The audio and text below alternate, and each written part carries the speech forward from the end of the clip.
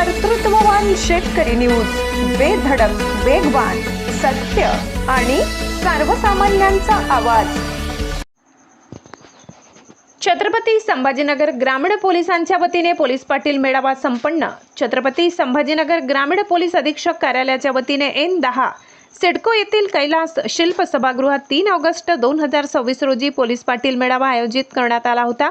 कार्यक्रमाला ग्रामीण भागातील कायदा व सुव्यवस्था राखण्याबाबत आणि पोलीस पाटलांच्या भूमिका व कर्तव्याबाबत मार्गदर्शन करण्यात आले। या मेळाव्याचे मार्गदर्शन छत्रपती संभाजीनगर ग्रामीणचे पोलीस अधीक्षक श्री प्रकाश जाधव आणि अप्पर पोलीस अधीक्षक श्री प्रशांत स्वामी यांनी केले। कार्यक्रमाला कन्नडच्या उपविभागीय पोलीस अधिकारी श्रीमती अपराजिता अग्निहोत्री, पैठणचे श्री सुनील पाटील, गंगापूरचे श्री निलेश पालवे, संभाजीनगर ग्रामीणच्या श्रीमती पूजा नांगरे, वैजापूरचे श्री भागवत फुंदे आणि सिल्लोडचे श्री विश्वजित कायगडे उपविभागीय पोलीस अधिकारी उपस्थित होते। क्षण कोणताही असो, सेवेसाठी सदैव तत्पर या ब्रीद वाक्याअंतर्गत पार पडलेल्या मेळाव्यात मोठ्या संख्येने पोलीस पाटील सहभागी झाले। कर्तृत्ववान शेतकरी न्यूज चॅनल काय मार्गदर्शन केलं आणि किती पोलीस पाटलांचं या ठिकाणी उपस्थित होते? छत्रपती संभाजीनगर ग्रामीण जिल्ह्याचे माननीय पोलीस अधीक्षक श्री प्रकाश जाधव सर यांच्या संकल्पनेतून जिल्हाभरातील पोलीस पाटील यांचा आज पोलीस अधीक्षक कार्यालय परिसरातील कैलास येथे मेळावा घेण्यात आला। त्यामध्ये जिल्ह्यातील सर्व 23 पोलीस स्टेशन हद्दीतील जवळपास 500 ते 550 कार्यरत पोलीस पाटील मेळाव्यासाठी उपस्थित होते।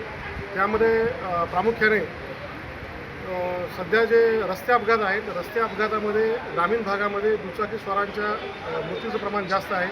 तर पोलीस अधीक्षक सर यांनी दुचाकी स्वारांना हेल्मेट वापराबाबत विशेष आग्रह केलेला आहे की स्वतः तुम्ही हेल्मेटचा वापर करा दुचाकी चालवताना, आणि स्वतः वापर केल्यानंतर तुमच्या गावामध्ये हेल्मेट वापरण्याबाबत तुम्ही जनजागृती करा, ज्यामुळे हेल्मेटचा वापर वाढण्यास मदत होईल आणि ग्रामीण भागातील रस्ते अपघातातील जे मृत्यू आहेत ते कमी होण्यास मदत होईल।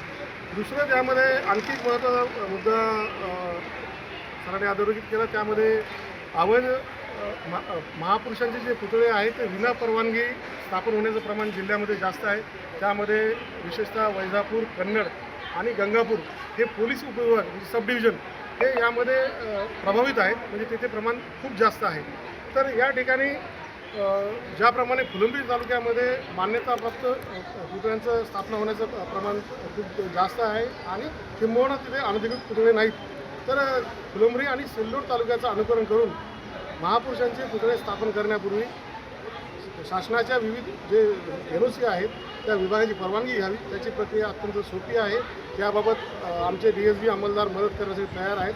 तर ज्या गावामध्ये महापुरुषांचे पुतळे बसवण्याचं स्थापन करण्याचे नियोजित आहे त्यांनी पोलीस स्टेशनशी संपर्क करून कायदेशीर परवानगी घेऊन पुतळा स्थापन करावा, ज्यामुळे त्या पुतळ्याचं भविष्यामध्ये कुठेही कायदा व सुव्यवस्थेचा प्रश्न निर्माण होणार नाही आणि मनमानेल त्या पद्धतीने सरकारी जागेवर अतिक्रमण होणार नाही।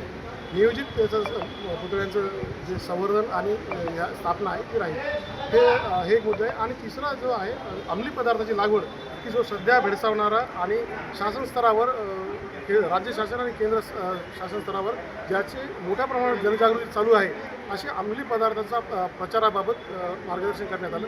त्यामध्ये ग्रामीण भागामध्ये पिकामध्ये विशेषतः कापूस, तूर किंवा इतर पिकामध्ये गांजा लागवडीचं अवैध गांजा लागवडीचं जे प्रमाण आहे त्याबाबत पोलीस पाटलांनी गोपनीय माहिती द्यावी। त्यासाठी बऱ्याच वेळा पोलीस स्टेशनला माहिती दिल्या जात नाही, नाव उघड होईल या भीतीमुळे, परंतु एक हेल्पलाईन नंबर आहे याचा नार्कोटिक्सचा मोबाईल क्रमांक, त्या मोबाईल क्रमांकावर गोपनीय माहिती दिल्यानंतर त्यांचं नाव उघड होणार नाही आणि ज्यामुळे अंमली पदार्थाच्या प्रसाराला आणि याला कारवाई करण्यास मदत होईल।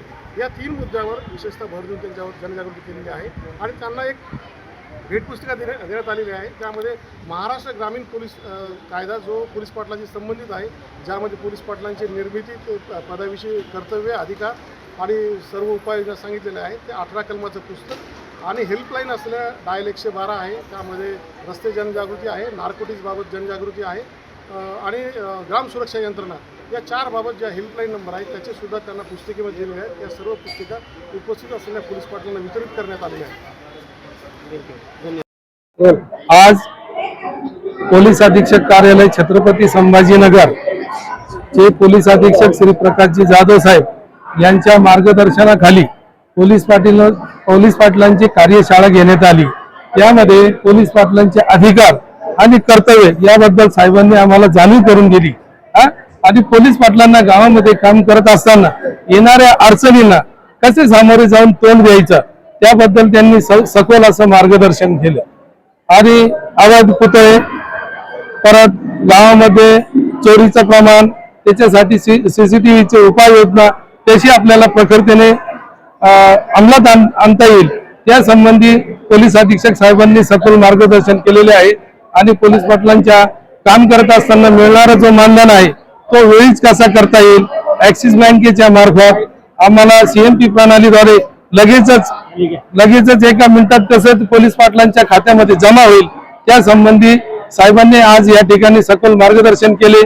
त्याबद्दल साहेबांचे आणि त्यांच्या सर्व टीमचे आम्ही आमच्या पोलीस पाटील संघटनेच्या वतीने आभार व्यक्त करतो.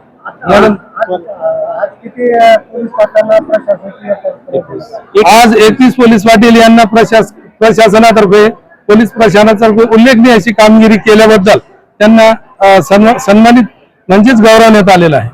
अशा प्रकारचा मेळावा हा पहिल्यांदा होतो का याच्यापूर्वी? नाही, यावेळेस मागच्या काळामध्ये विनय कुमारजी राठोड आणि मोक्षदा पाटील साहेब यांनी सुद्धा अशा प्रकारचा कार्यक्रम घेतलेला आहे.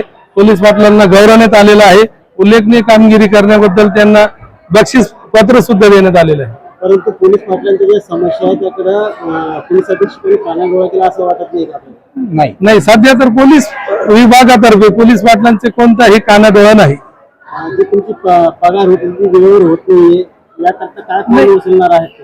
ती आमची जी मानधनची जो विषय आहे, काही पोलीस पाटील आमचे कमिशनर हद्दीमध्ये येतात, त्यामुळे ते थोडस त्या कमिशनर हद्दीच्या पोलीस पाटलांना थोडासा विलंब होतो. पण संभाजीनगर जिल्ह्याचे जो ग्रामीण विषय तो आमचा कायमस्वरूपी पोलीस पाटलाचा पेमेंट वेळेवर होतो. काय आव्हान करणार तुम्ही पोलीस पाटलांना?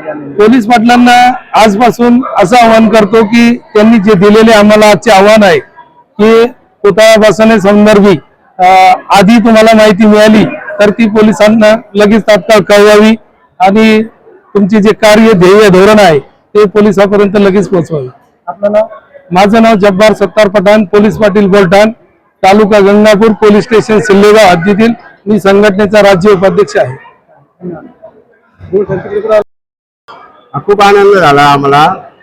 आमचे प्रभारी निरीक्षक साहेब पंडित सर यांच्या मार्गदर्शनाखाली व आमचे गोपनीय शाखेचे साहेब जाधव साहेब, संदीप साहेब जाधव यांच्या मार्गदर्शनाखाली आम्हाला हे प्रशासकीय पत्र भेटले. याच्याबद्दल खूप आम्हाला आनंद झालेला आहे. आम्ही चिंचाळा तालुका पैठण जिल्हा छत्रपती संभाजीनगर.